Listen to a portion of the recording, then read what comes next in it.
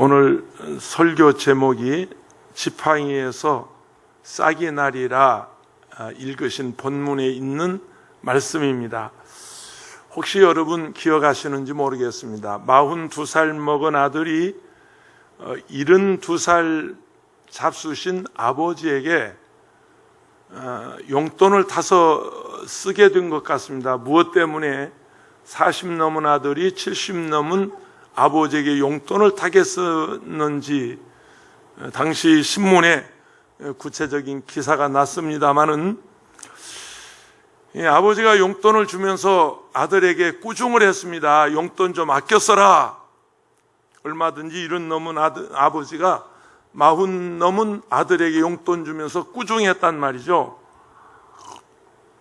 아버지에게 꾸중을 들은 아들은 그 아버지를 주먹으로 때리고 발로 차고 수차례 폭행을 했어요. 당시에 아버지는 한두 번 맞은 게 아니랍니다. 매번 경찰서에 가서 사정했어요.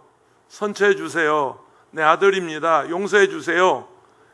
매번 선처를 구하던 그 아버지는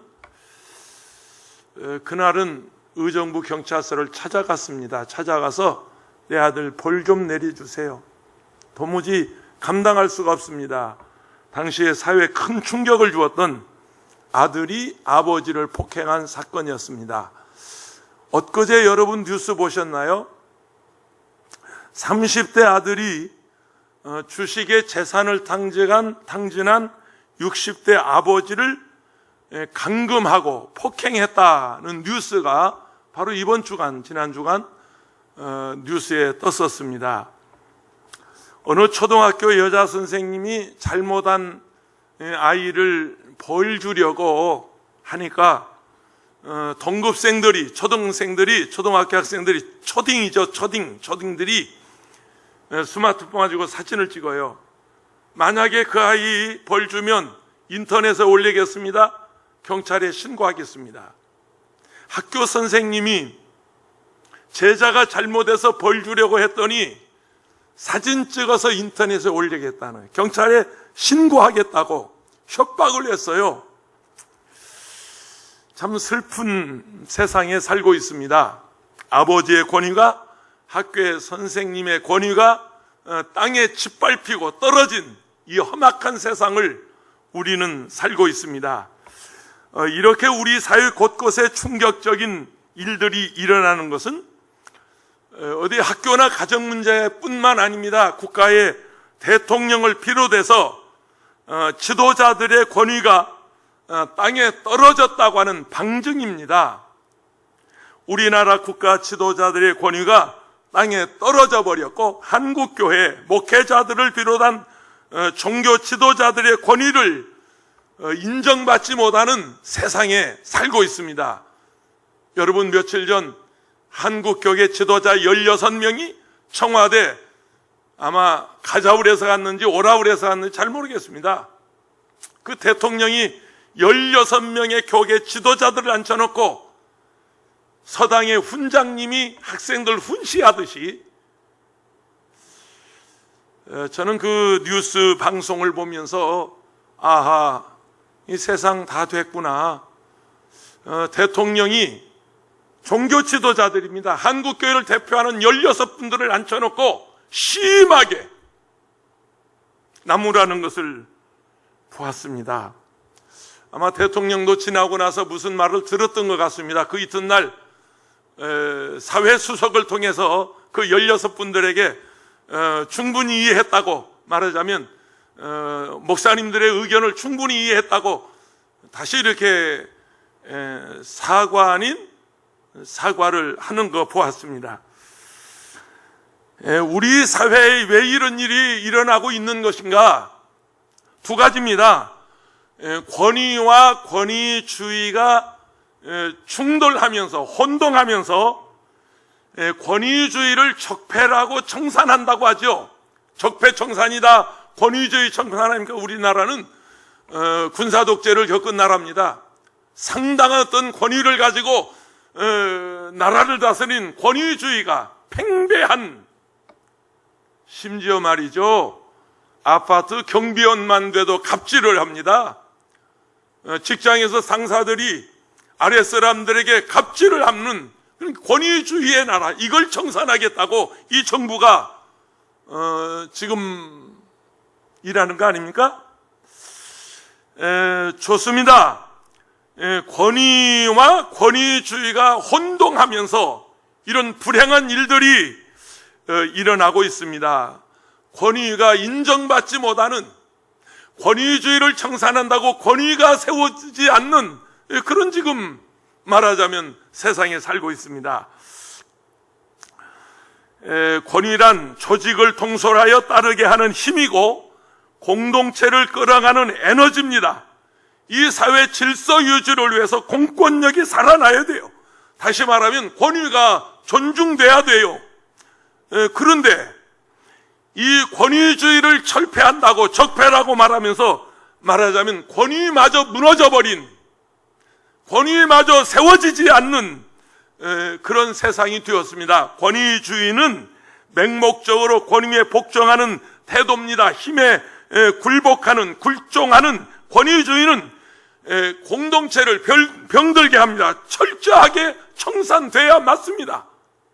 그러나 여러분, 권위주의를 청산한다는 명분으로 지켜져야 할 권위마저 흔들어 놓고 있습니다. 그래서 가정이 무너지고, 그래서 학교에서 선생님의 권위가 쓰지 않고, 사회에서 나라가 이렇게 혼란스러운, 심지어 교회마저 전혀 먹히지 않는, 그 권위가 세워지지 않는 그런 불행한 세상을 살고 있습니다. 오늘 성경 민수기 16장, 17장은 바로 이런 문제를 지금 다루고 있습니다. 이스라엘 백성들이 38년이라고 하는 지긋지긋한 그 광야 생활을 이제 청산하고 이제 목전에 두고 있습니다. 젖과 꿀이 흐르는 가나안 땅을 목전에 두고 들어가려던 참에 또 한 번에 큰 사회적 혼란이 옵니다. 요새 말로 말하면 광화문집회가 일어난 겁니다. 권위에 도전하는 엄청난 사회 혼란이 오기 시작합니다. 그게 뭐냐면 고라라고 하는 사람이 누벤 지파 다단과 아비람과 결탁을 합니다. 고라는 종교 지도자라면 이 루벤과 다단은 일반 정치 지도자들입니다. 이들과 종교 지도자 고라가 결탁을 하고요, 주의관 250명을 동원을 해서 당시 권위 모세와 아론을 끌어내리려는 도전을 합니다. 이게 민수기 16장 1인데요. 그때 하나님이 직접 개입하십니다. 반영하는 사람들을 응징하셨는데 순간 땅이 갈라졌어요. 지진이 일어났습니다. 그리고 우두머리들을 그 지진으로 삼켜버리게 합니다. 그리고 불이 내려와서 추종하는 세력들을 다 불살라버렸습니다. 250명의 지도자들이 결탁을 하니까 거기에는 전국에서 추종하는 세력이 생긴 것입니다. 사태가 진정되지 않습니다. 백성들은 책임을 모세와 아론에게 돌립니다. 그때 하나님이 세우신 권위에 도전하는 백성들을 말이죠, 연병으로 죽여버렸습니다. 연병을 내려서 하나님이 응징했습니다. 나는 이 연병이라는 말이 어렸을 때 어른들에게 수없이 들었던 욕 아닙니까? 아주 최고의 저주 아니었습니까? 연병, 연병, 내 말 못해요. 방송인데, 생방송인데 어떻게 하겠어요? 그래서 저는 우리말 성경의 연병이라는 단어를 찾아보니까요, 킹 제임스 버전, 흠정역이라고 그러죠. 가장 고전적인 흠정역 킹 제임스 버전하고 뉴 인터내셔널 버전, 이게 새 번역 국제어 표준이 되는, 국제 표준이 되는 성경을 다른 말로 줄여서 말하면 NIV라고 말합니다. 킹 제임스 버전과 NIV, 새 번역 국제 규격의 성경에 이 연병이 뭐라고 되어 있냐면 전염병이라고 되어 있어요. 전염병이란 무엇을 말합니까? 바이러스에 의해서 전염이 되는 전염병이라고 해요. 요새 말로 말하면 코로나19 바이러스란 말이에요. 그 바이러스가 그냥 백성들에게 퍼져서 하나님이 징계합니다. 모세와 아론이 하나님 앞에 잘못을 끌어안고 회개합니다. 하나님, 이 백성의 죄를 용서해달라고. 이 백성들이 나를 공격하고 우리 권위에 도전해 오지만 하나님 용서해달라고. 아마 어쩌면 문재인 대통령이 이렇게 그날 종교 지도자들을 모아놓고 얘기했으면 좋을 뻔했습니다. 우리 정부가 무능해서 그렇습니다. 우리가 잘못해서 그렇습니다. 그래서 이 나라가 이렇게 무능해졌고 어려워졌습니다. 우리 목사님들 나를 위해서 좀 겸손하게 이렇게 말해야죠. 지도자는 그렇게 말해야 돼요. 그게 지도자입니다. 그런데 마라차의 훈장님이, 서당 훈장님이 그저 학생들 앉혀놓고 훈계하듯이, 이게 잘못됐다는 겁니다. 이게 바로 잘못된 점입니다. 그 말을 듣고 있는, 그냥 듣고만 있던, 만약에 내가 그 자리에 있었으면 혼자 하세요. 우린 나갑니다. 만약에 김원철 목사가 지도자로 그 자리에 있었으면 책상 두드리고 나옵니다. 본인의 잘못을 고백해야죠. 우리가 잘못해, 모세처럼 말이에요. 아론처럼 말이에요. 이 백성이 하나님 용서해 주세요. 그 백성의 죄를 끌어안고 하나님 용서해 주세요. 그러자 그 전염병이 이제 그쳐집니다. 이게 민수기 16장에 기록되어 있는데 이때 죽은 사람이 14,700명입니다. 그 전염병으로 죽은 사람이 14,700명이에요.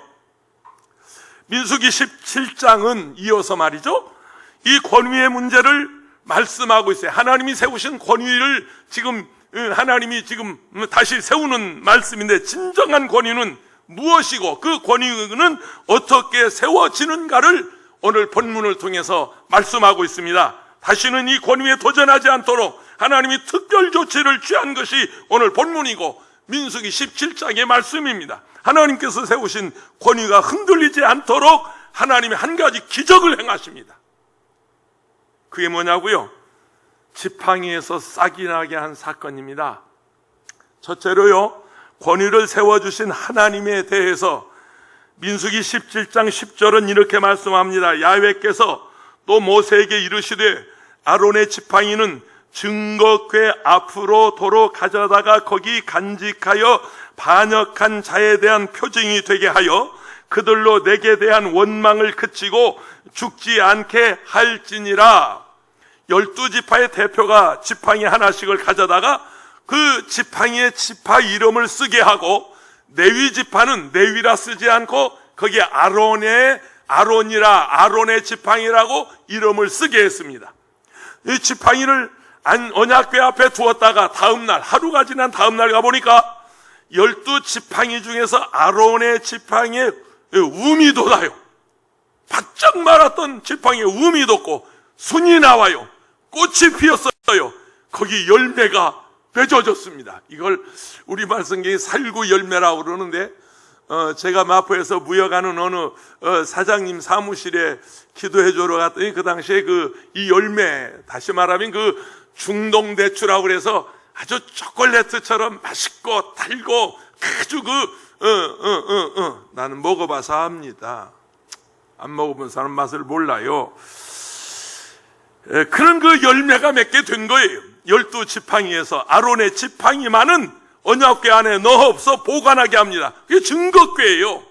증거궤 앞에 아론의 쌍난 지팡이, 그리고 백성들로 하여금 그 언약궤의 쌍난 지팡이가 증거되게 했어요. 증거가 되게 했어요.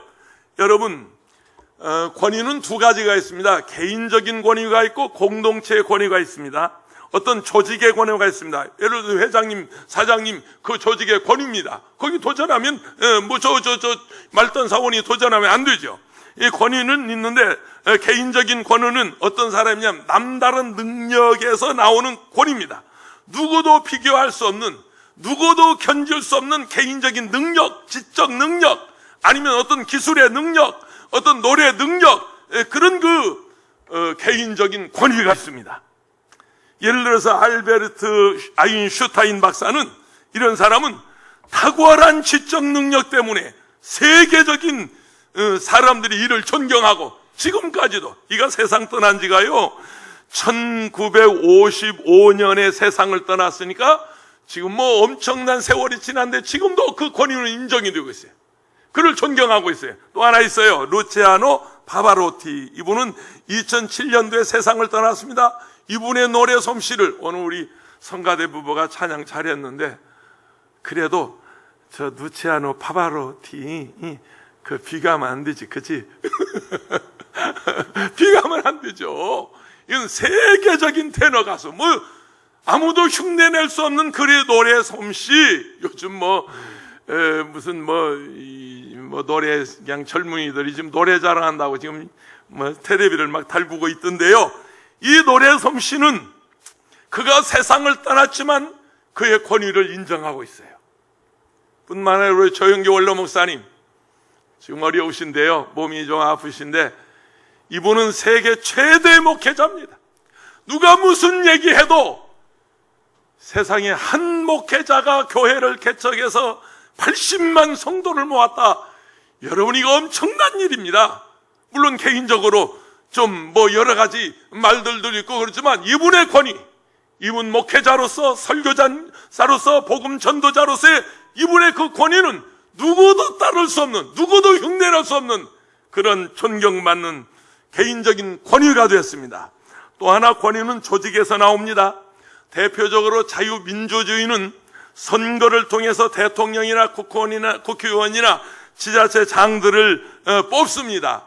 당선되면 그 지도자는 조직의, 한 나라의 공동체의 어떤 리더가 되는 거예요. 누가 무슨 얘기해도 선거에서 백성들이 뽑았으면 그 권위를 인정해야 돼요. 인정해줘야 돼요. 그 지도자가 잘하면 여론조사에 좀 지지도가 높아가요. 잘못하면 여론조사에 지지도가 내려가요. 그래서 어떤 오르락내리락 하는 차이가 있지만, 그렇다고 뽑아놓고 그 권위를 무너뜨리려고 하는 것은 하나님이 세우신 권위를 도전하는 겁니다. 레위지파 중에 고라라고 하는 사람은 아론의 사촌이었습니다. 아론의 제사장이 사촌이었어요. 그는 성전의 고위 직책을 맡은 자였습니다. 여러분, 그 당시 성가대 지휘자나 성가대에서 예배 때 찬양하는 분은 예배위원이 레위지파에 속하는 특별한 은총을 입은 사람들이었어요. 특별한 사람들이었어요. 그런데 이 고라라는 사람이 가까이서 아론을 보필하면서 보니까 저 정도는 나고도, 아니, 내가 하면 더 잘해. 내가 목소리도 좋고 내가 하는 것도 많고 내가 저 아론보다 훨씬 대제사장직을 잘할 수 있어. 이러면서 대제사장 아론에게 흠집을 내기 시작해요. 비방을 하기 시작합니다. 뭘 만들어서 끌어내리려고 합니다. 아론의 인기는 점점 떨어집니다. 고라의 인기는 점점 높아집니다. 그래서 백성들이 그 고라를 이렇게 흠모하고 따르는 무리가 생깁니다. 그래서 대제사장으로서 아론은 주의가 흔들렸어요. 권위가 흔들렸어요. 고라는 권위에 도전할 때 사람들이 동조했어요. 혼자 하지 않았어요. 몇만 명, 몇천 명, 당시 광화문 집회 이상으로 수많은 사람들이 도전했어요. 동조했어요. 고라는 하나님의 징계로 죽은 뒤에도 그 백성들은 아론을 원망합니다. 성경에는 영적 권위는 하나님께로부터 오는 것인데, 그걸 증명하기 위해서 지팡이에서 싹이 나게 한 거예요. 아론을 제사장으로 세운 것은 남다른 능력이기 때문이 아닙니다. 백성에게 지지를 받고 인기가 있기 때문도 아닙니다. 하나님에 의해서, 하나님의 기준으로 하나님이 세우셨습니다. 이거 무너지면 다 무너지는 겁니다. 하나님의 일꾼 자격이 있어서 세움을 받은 사람이 저 목사입니다. 제가 지금 목회 45년, 이제 은퇴할 때가 되면 50년 제 목회 인생 끝나는데요, 나같이 부족한 사람, 나같이 연약한 사람, 내가 목사 될 자격이 있어서 합니까? 나는 내가 생각할 때 아무 자격 없는데 하나님께서 나를 목사로 세우셔서 지금까지 40년 넘게 이렇게 쓰고 있으니 이게 하나님의 은혜죠. 모세를 보세요. 백성들이 라암세스 이사의 그 성을 산들하고 노역을 할 때, 노예 생활할 때 그는 바로의 궁전에서 호의호식하면서 살았습니다. 당신이 무슨 지도자 될 자격이 있냐고 말했어요. 아니 뿐만 아니에요. 미디안 광야에서 자기를 위해 살았어요. 자기 아내를 위해 살았어요. 백성들은 흙을 파고 벽돌을 긋고 노동하는데 그는 자기 아내만을 위해서 살았던 지도자입니다. 말해 인간적으로 지도자 될 자격이 없습니다. 그런데 하나님이 그를 세우셨습니다. 여러분, 바울 사도를 보세요. 그리스도인들을 박해했던 사람이고 그는 예루살렘과 온 유대와 뿐만 아니라 외구 저 다메섹까지 쫓아가서 그리스도를 박해했던 사람인데 그를 하나님이 세워서 이방인의 사도로 최고의 복음 전도자로 하나님이 쓰셨습니다. 다윗을 보세요. 충신의 아내를 범하고 그 충신 우리아를 전쟁터에 내보내서 간접 살인했던, 말하자면 살인죄, 살인 및 음양죄를 범한 흉악한 범죄자였습니다. 그러나 하나님이 그들을 택하셨습니다. 하나님이 그들을 세우셨습니다. 하나님이 그들을 보내셨습니다. 하나님이 그들과 함께 하셨습니다. 다시 말합니다. 하나님이 세우신 권위입니다. 누구도 도전하면 안 된다는 것입니다. 가정에서 부모의 권위, 교회에서 주의 종의 권위, 여러분 지역에서 교구에서 하나님이 세우신 여러분의 권위가 있어요. 좀 부족해도, 좀 아는 것이 적어도, 남달리 말을 유창하게 못해도 하나님이 세우신 권위, 거기에 도전하지 않기를 주의 이름으로 축원합니다. 두 번째, 지팡이에서 싹이 나게 하신 하나님이신데요, 오늘 본문 마지막 5절에 보면 이렇게 말합니다. 내가 택한 자의 지팡이에는 싹이 나리니 이것으로 이스라엘 자손이 너희에게 대하여 원망하는 말을 내 앞에서 그치게 하라. 원망하지 말라. 이거 보고 이거 싹이 난 거 보고 그리고 원망하지 마라. 이 고라 자손의 제사장의 직분을 욕심을 내다가 사람이 죽어가는 형벌을 받습니다.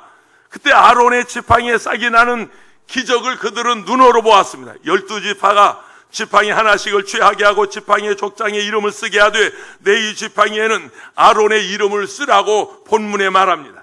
각종의 이름을, 각 지파의 이름을 새긴 지팡이를 증거표 앞에 하루 두었다가 이튿날 가서 보니까 다른 지팡이는 막대기로 여전히 뻣뻣하게 그냥 있는데 아론의 지팡이에 싹이 나고 um이 나고 꽃이 피고 열매 맺게 합니다. 이런 기적을 보여주신 것이, 아론을 세운 것은 내가 세웠다, 아론의 지팡이만 생명이 있다, 그런 얘기거든요. 다른 지파의 제사장이 될 수 없다. 하나님께서 택하신 레위 지파 중에 아론의 후손만이 제사장이니 절대 불평하지 말라, 원망하지 말라는 것입니다. 아론의 지팡이이기 때문에 스스로 싹이 난 거 아닙니다. 아론의 지팡이이기 때문에 열매를 맺은 것도 아닙니다. 아론의 지팡이는 죽은 나무 토막에 불과했습니다. 아론의 지팡이에 싹이 나고 열매 맺은 것은 하나님의 특별한 섭리고 하나님의 특별한 은혜고 하나님에 의해서 그렇게 된 것입니다. 다시 말합니다. 우리가 자격이 있어서 목사가 되고 장로가 되고, 우리가 자격이 있어서 안수가 집사가 되고 권사가 되고, 우리가 그런 것이 아닙니다. 우리 원로 목사님 버전대로 말하면 죄를 짓고 불의하고 추악하고 냄새나고 버림을 받아야 마땅함에도 불구하고, 그럼에도 불구하고 할렐루야, 하나님이 우리를 세우셨습니다. 더 놀라운 것은 창세기 49장에 야곱이 12아들을 축복하는 장면이 나와요. 이게 일일이 덕담 한마디씩을 다 해줍니다. 누베는 이런 복을 받고, 유다는 이런 복을 받고, 요셉은 베냐민은 이런 복을 받아라 하고 덕담을 해주는데 신통망통 꼬부랑통. 잘 들어보세요. 12아들 중에 2아들입니다. 창세기 49장 5절, 6절, 7절인데 시몬과 레위입니다. 시몬과 레위는 형제요, 그들의 칼로 폭력이 도구로다. 칼은 복을 내호나 그들의 모의에서 상관하지 말지어다. 내 영광이 그들의 집회에 참여하지 말지어다. 그들이 그들의 분노대로 사람을 죽이고 그들의 혈기대로 소의 발목에 힘줄을 끊었음이로다. 그 노염이 혹독 하나 저주를 받은 것이요 분기가 맹렬하니 저주를 받은 것이라. 내가 그들의 야곱 중에서 나뉘며 이스라엘 중에서 흩으리로다. 아니, 어떤 아버지가 마지막 임종 전에 12아들은 다 축복하면서 시몬과 레위만은 이건 축복 아니에요. 2번씩이나 저주했어요. 그런데 어떻게 하나님께서 이를 이스라엘의 영적 지도자로 세우셨을까? 어떻게 하나님이 그들을 제사장으로 세우셨을까? 전적으로 하나님의 은혜로 된 것입니다. 자격이 있어서 아닙니다. 잘해서가 아닙니다. 그가 공로가 있어서가 아닙니다. 전적으로 하나님의 은혜. 우리가 예수 믿고 구원받은 거 하나님 은혜입니다. 우리가 예수 믿고 신앙생활하는 거 하나님의 은혜입니다. 우리가 죄를 지었지만, 불의했지만, 추악하지만, 냄새나지만 오늘 하나님의 아들이 되고 딸이 되고 하나님의 자녀가 돼서 하나님의 성호를 찬양할 수 있는 거 하나님의 은혜. 온라인으로 예배드리도 아멘 좀 크게 해봐요. 내가 못 들으니까 속이 터지는데 뭐 잘나서는 줄 알아? 남보다 좀 인물이 좋다고? 남보다 좀 돈이 많다고? 남보다 노래 좀 잘한다고? 아이씨!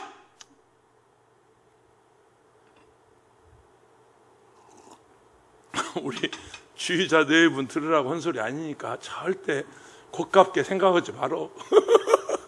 뭘 그렇게 잘났어? 뭘 그렇게 잘났어? 아니, 여의도에 그런 사람이 있어서 내가 지금 속 터져서 하는 소리요. 로마서 9장 16절 보세요. 그런즉 원하는 자로 말미암음도 아니요 다른 박질하는 자로 말미암음도 아니요 오직 긍휼히 여기시는 하나님으로 말미암음이니라. 어떤 신학자들은 인간의 자유의지를 주장하는 분들이 있어요.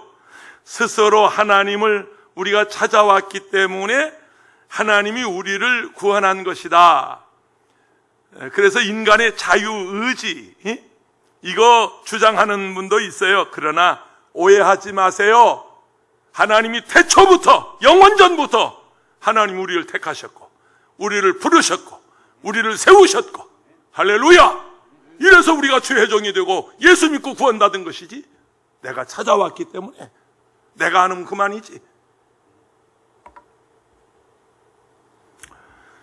정신 차립시다. 구원은 하나님의 선물입니다. 아론의 죽은 지팡이를 살아있는 가지로 만들고 살구 열매를 맺게 하셨다는 것은 바로 죽은 자라도 살아난다고 하는 바로 부활의 능력을 말씀하고 있습니다.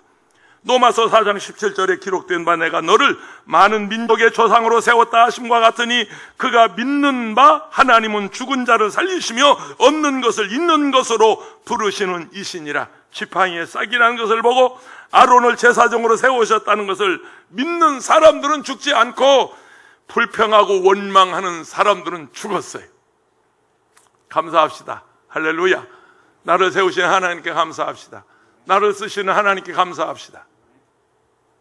세 번째, 지팡이에 싹이 나게 한 이유입니다. 이사야서 11장 1절에 이새의 줄기에서 한 싹이 나니 그 뿌리에서 한 가지가 나서 결실할 것이요. 이 싹이라고 하는 말, 영어 성경 킹 제임스 버전에 로드, 막대기로 번역이 되어 있어요. 그냥 막대기, 마른 막대기예요. 이게 싹이 뭐 이렇게 연한 이런 지금 저 화초처럼 이런 게 아니고요. 그냥 마른 막대기예요. 이새의 줄기에서 싹이 나와 열매 맺는 것을 말하자면 예언한 말씀인데 그분이 누구냐? 예수 그리스도입니다. 할렐루야. 다른 지팡이에서 싹이 나지 않았어요. 오직 only Jesus. 다른 길 없어요. 예수만이 길이고 예수만이 생명이고 예수만이 진리고 예수의 지팡이에만 싹이 난 거예요. 아론의 지팡이에만 싹이 난 거예요.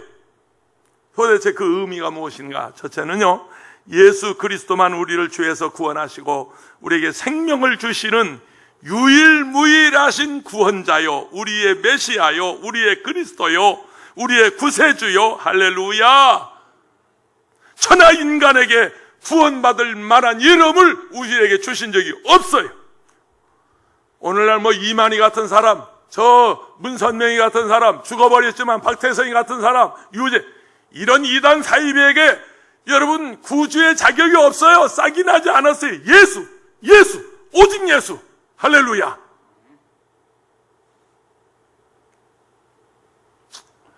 그런 사람하고 비교하지 마세요. 불경스러워요. 예수님을 석가모니하고 비교하지 마세요. 불경스러워요.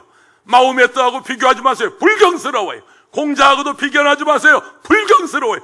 그런 일반적인 세상 종교 지도자들이 아니에요. 예수는 생명이고, 예수는 길이고, 예수는 진리고, 나의 주님, 나의 하나님. 예수는 나의 주, 죽음에서 부활하신 나의 주. 아멘. 예수만이 주님이십니다. 사도행전 4장 12절에 다른 이로서는 구원을 받을 수 없나니 천하 사람 중에서 구원받을 만한 다른 이름을 우리에게 주신 적이 없음이라 하였더라. 혹이라도 여러분 예수의 이름을 망령되이 걸지 마세요. 비교하지 마세요. 어떤 사람들은 종교 다원주의를 신봉하는 사람들이 있어요. 그분들의 얘기를 들으면 상당히 설득력 있게 설명하더라고요.